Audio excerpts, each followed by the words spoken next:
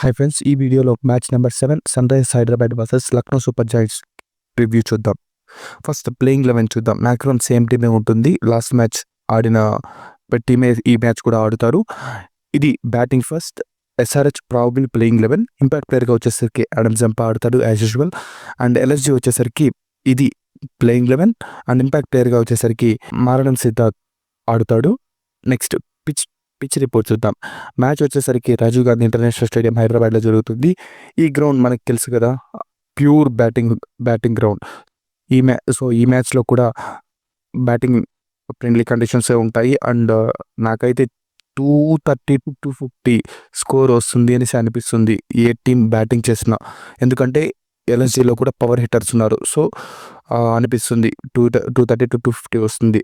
In case LSG toss గెలిచినా కూడా chasing మాత్రం ఖచ్చితంగా తీసుకోరు. ఓన్లీ వాళ్ళు బ్యాటింగే చేస్తారు. ఎందుకంటే లాస్ట్ మ్యాచ్ చూశారు కదా ఎస్ఆర్హెచ్ ఎలా బ్యాటింగ్ చేస్తారో. సో వాళ్ళు బ్యాటింగే తీసుకుంటారు, బౌలింగ్ మాత్రం తీసుకోరు. అండ్ ఇన్ కేస్ ఎస్ఆర్హెచ్ గెలిస్తే బ్యాటింగ్ తీసుకుంటుంది.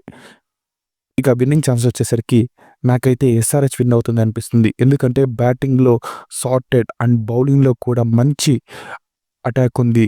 No doubt last match 240 runs ఇచ్చారు, కానీ బౌలింగ్ అటాక్ చాలా బాగుంది.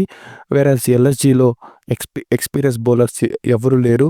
అండ్ బ్యాటింగ్లో కూడా టాప్ 4 తప్ప ఇంకెవరు ఆడేవాళ్ళు లేరు. సో నాకైతే ఎస్ఆర్హెచ్ గెలుస్తుంది అనిపిస్తుంది. ఇది క్విక్ అనాలిసిస్ 7th మ్యాచ్ గురించి.